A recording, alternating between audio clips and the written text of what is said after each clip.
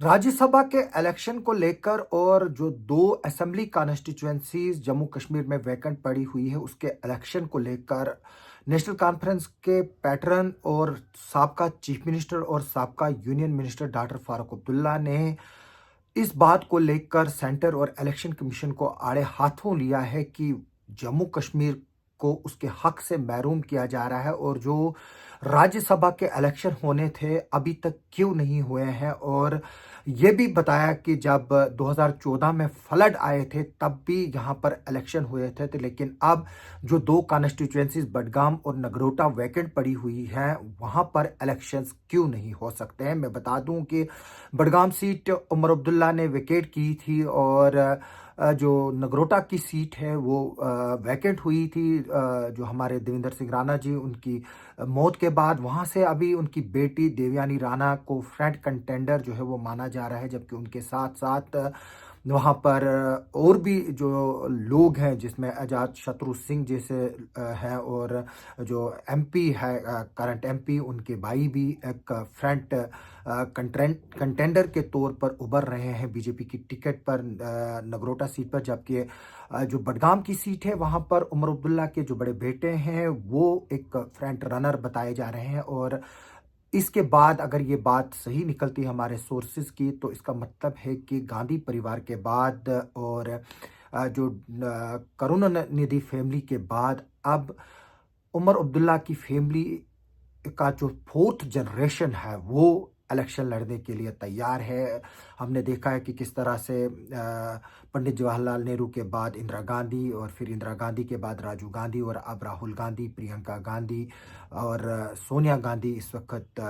राज्यसभा और पार्लियामेंट में है। और उसी तरह से अगर हम शेख फैमिली की बात करें, उन पर भी लोगों की मेहरबानियां पिछले 70 सालों से रही हैं। पहले शेख मोहम्मद अब्दुल्ला साहब, फिर डॉक्टर फारूक अब्दुल्ला साहब, अब उमर अब्दुल्ला, और आगे चलकर अगर ये खबर सही निकलती है तो फिर उमर अब्दुल्ला के बेटे जो फोर्थ जनरेशन होगी जम्मू कश्मीर की सियासत की। मैं बता दूं कि डॉक्टर फारूक अब्दुल्ला ने बयान दिया है कि अ, इस तरह के क्या वजूहात है कि जम्मू कश्मीर में जो 2 वैकेंट असेंबली सीट्स है उन पर इलेक्शंस नहीं हो रहे हैं, और इसके लिए रीज़न जो है वो बताने की बात की है कि क्यों यहाँ पर डिलेज इलेक्शन किए जा रहे हैं। और उसके बाद ये भी बताया फारूक अब्दुल्ला ने कि उनको ये मालूम नहीं है कि जम्मू कश्मीर को क्यों महरूम रखा जा रहा है राज्यसभा में अपनी आवाज़ उठाने के लिए। और जबकि अब राज्यसभा के इलेक्शन हो जाने चाहिए थे अभी तक, लेकिन हुए नहीं हैं। और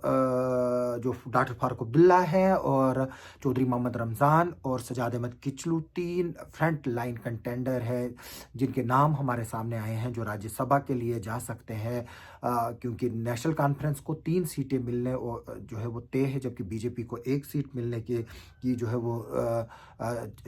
100% चांसेस है। और मैं बता दूं कि इस पर डॉक्टर फारूक अब्दुल्ला ने गुस्से का इजहार और नाराज़गी का इजहार किया है और ये बताया है कि इलेक्शन कमीशन ऑफ इंडिया को जो है वो इस पर जो है वो सोचना चाहिए और जवाबदेही जो है वो इलेक्शन कमीशन ऑफ इंडिया की बनती है। और इन्होंने बताया कि जो chief election commissioner Rajiv Kumar हैं, उन्होंने एडवर्स वेदर कंडीशन को यहाँ पर बाय इलेक्शन की डिले के लिए जो है वो एक रीज़न बताया, जबकि फारूक अब्दुल्ला का मानना है कि ये वो रीज़न नहीं हो सकता है। और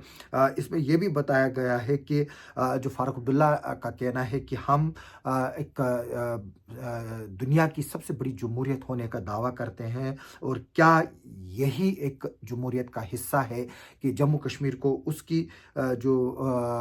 ड्यू रिप्रेजेंटेशन है उससे जो है वो दूर रखा जा रहा है। और इलेक्शन कमीशन ऑफ इंडिया ने बताया है कि अभी तक उनके पास अप्रैल तक टाइम है कि वो असेंबली इलेक्शन यहाँ पर जो 2 सीटें वैकेंट है उन पर कराए, लेकिन जो राज्यसभा की सीट्स है उसके बारे में जो है वो बिल्कुल भी नहीं बताया है। और उन्होंने कहा है कि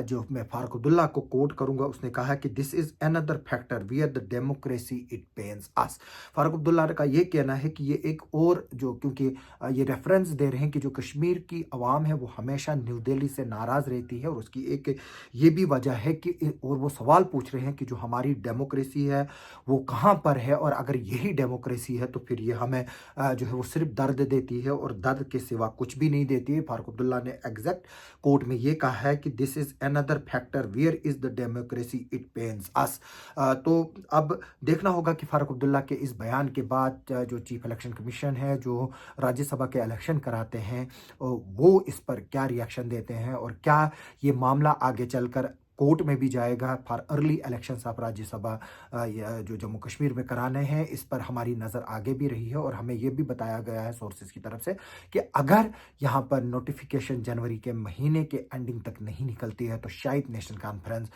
इस मसले को लेकर जो है वो कोर्ट में जाएगी। आप सबका सुनने के लिए और देखने के लिए बहुत बहुत शुक्रिया।